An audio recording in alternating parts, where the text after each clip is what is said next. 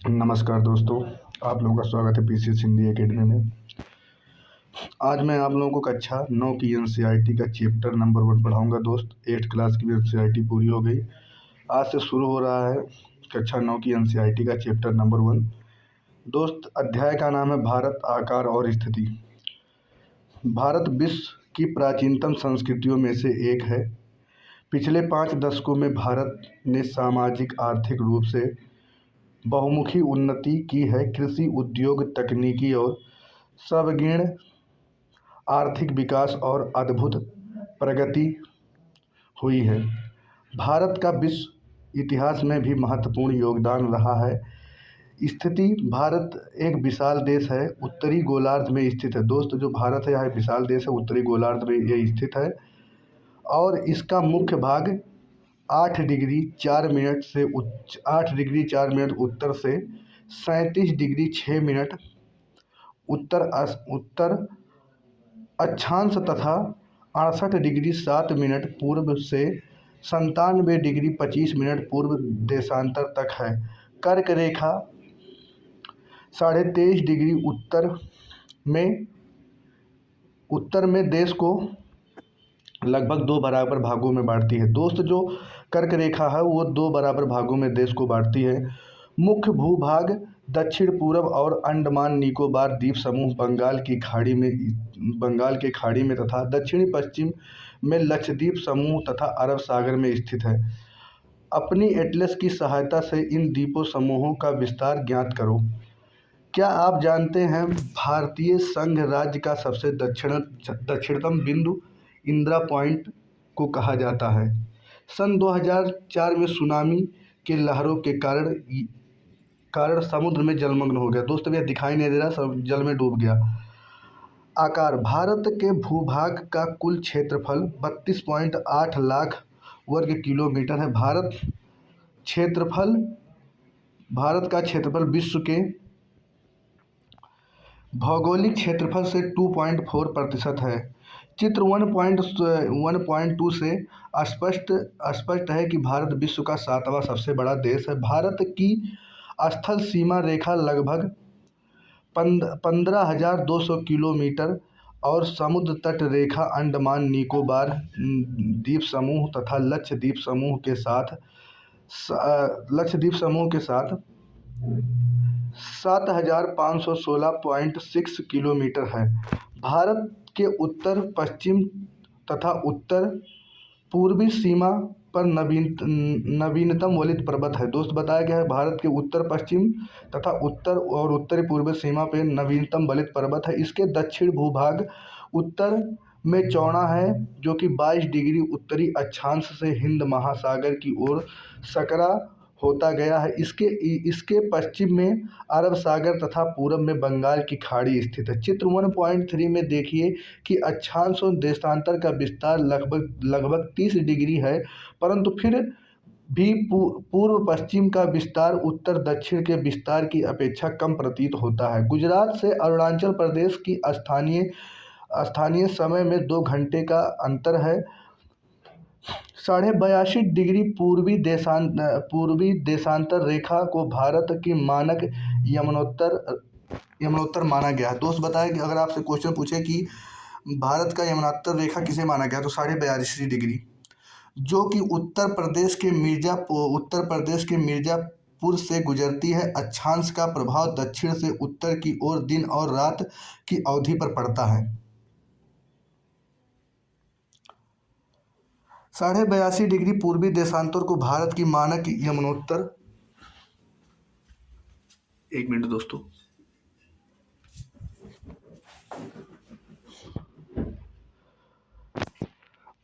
82.5 degree इसको बोलते हैं पूर्वी देशांतर को भारत की मानक यमनोत्तर क्यों माना गया है? कन्याकुमारी और कश्मीर में दिन रात की अवधि में अंतर क्यों होता है?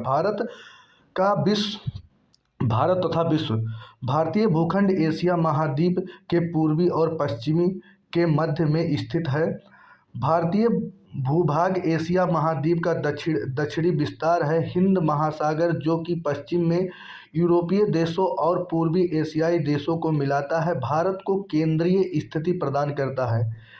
देखिए, दक्षिणी का पठार हिंद महासागर में शीर्षवत फैला हुआ है और पश्चिमी एशिया, अफ्रीका और यूरोप के देशों के साथ साथ पूर्वी एशिया के देशों से भी पूर्वी तट के मध्य से निकटतम संबंध बनाए हुए हैं। हिंद महासागर में किसी भी देश की तटीय सीमा भारत जैसी नहीं है। भारत की इसी महत्वपूर्ण स्थिति के कारण एक महासागर का नाम इसके नाम पर रखा गया है। क्या आप जानते हैं सन 1969 में स्वेज नहर के खुलने से भारत और यूरोप के बीच दूरी 7,000 किलोमीटर कम हो गई। बताया गया जो स्वेज नहर है उसके खुलने से भारत और यूरोप के बीच में जो दूरी है 7,000 किलोमीटर कम हो गई है।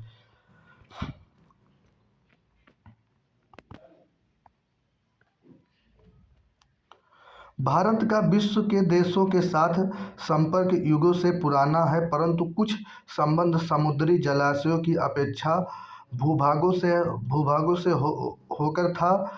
उत्तरी पर्वतों के दर्रों से अनेक यात्री प्राचीन काल में भारत आए, जबकि समुद्र मार्ग बहुत समय तक ज्ञान नहीं थे।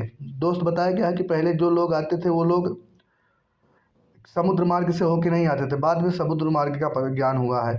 इन मार्गों से प्राचीन समय से विचारों और वस्तुओं का आदान प्रदान होता रहा है। भारत तथा पश्चिम मध्य और पूर्वी एशिया तथा दक्षिणी एशिया के पड़ोसी देशों के साथ एक अद्भुत संपर्क रहा। दोस्त, बताया गया है कि दक्षिण एशिया और पश्चिम मध्य एशियाई पूर्वी एशियाई जो देश थे उनके साथ भारत का अद्भुत संबंध रहा है। इस प्रकार उपनिषदों के विचार, रामायण तथा पंचतंत्र की कहानी, भारतीय अंग एवं दशमलव प्रणाली आदि संसार के विभिन्न भागों तक पहुँच सके हैं। मसाले, मलमल आदि कपड़े का व्यापार के अन्य सामान भारत से विभिन्न देशों में ले जाए जाते थे। इसके विपरीत यूनानी स्थापत्य कला तथा पश्चिम एशिया की वास्तुकला के प्रतीक मीनारों तथा गुंबद का प्रभाव हमारे देश के विभिन्न भागों में देखा गया है। भारत के पड़ोसी देश भारत का दक्षिण एशिया में एक महत्वपूर्ण स्थान है। भारत में 29 राज्य और 7 केंद्र शासित क्षेत्र हैं। पश्चिम और पूर्वी तटों पर केंद्रशासित क्षेत्रों की संख्या ज्ञात कीजिए। क्षेत्रफल के आकार से सबसे बड़ा और सबसे छोटा राज्य कौन सा है? कौन से राज्य अंतर्राष्ट्रीय सीमा तथा समुद्री तट को स्पर्श नहीं करते हैं? पाकिस्तान, चीन, म्यांमार और बांग्लादेश की सीमा को छूने वाले राज्य के 4 वर्गों में विभाजित कीजिए। उदाहरण के लिए उन राज्यों को एक वर्ग में रखिए जिनकी सीमा पाकिस्तान से मिलती है। इसी तरह अन्य शेष वर्ग बनाइए। भारत की भूमि की सीमाएं उत्तर पश्चिम से पाकिस्तान और अफगानिस्तान के साथ, उत्तर चीन तथा तिब्बत, नेपाल, भूटान के साथ तथा पूर्व में म्यांमार तथा बांग्लादेश के साथ।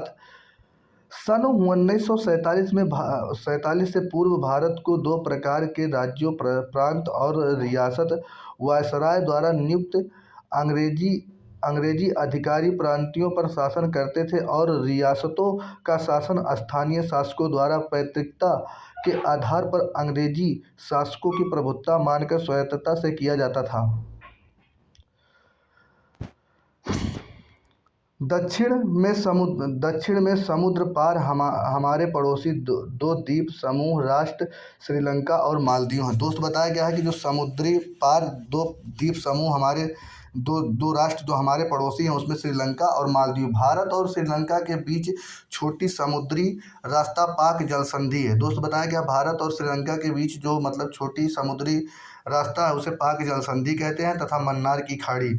मालदीव लक्षद्वीप समूह को दक्षिण में स्थित है। बताया गया है दोस्त कि मालदीव दक्षिण द्वीप जो है द्वीप समूह यह दक्षिण में स्थित है। अपने पड़ोसी देश के साथ भारत के भौगोलिक और ऐतिहासिक संबंध बहुत अच्छे रहे हैं। अपनी एटलस में एशिया के मानचित्र को देखिए। भारत कैसे अलग दिखाई देता है। स्कूल भवन के एक पोर्टल है जो देश की प्राकृतिक संसाधनों, पर्यटन और सतत विकास में उनकी भूमिका के बारे में छात्रों के बीच जागरूकता लाने के लिए मानचित्र आधारित शिक्षा प्रदान करता है। एनसीईआरटी पाठ्यक्रम के आधार पर भुवन NRSC इसरो की एक पहल है। आप माध्यमिक स्तर से संबंधित भारत के विभिन्न मानचित्रों को देख सकते हैं। दोस्त, ये अध्याय यहीं पे समाप्त होता है। आगे दिया हुआ है, क्या नाम है, क्वेश्चन। हम आपको क्वेश्चन सॉल्व करवाते हैं। पूछा गया है निम्नलिखित रेखा दोस्त पूछा गया है कर्क रेखा किस राज्य से नहीं गुजरती है? दोस्त, उड़ीसा से। उसके बाद पूछा गया है भारत के सबसे पूर्वी देशांतर का कौन सा है? ये दोस्त। फिर पूछा गया है उत्तराखंड, उत्तर प्रदेश, बिहार, पश्चिम बंगाल और सिक्किम की सीमा किस देश को छूती है? नेपाल। फिर दोस्त पूछा गया ग्रीष्म अवकाश में आप करावती जाना चाहते हैं, इस तो किस केंद्र शासित क्षेत्र में जाएंगे? दमन और दीव। मेरे मित्र एक ऐसे देश के निवासी हैं जिस देश की सीमा भारत के साथ नहीं लगती है, आप बताइए कौन सा है? ये दोस्त तजाकिस्तान।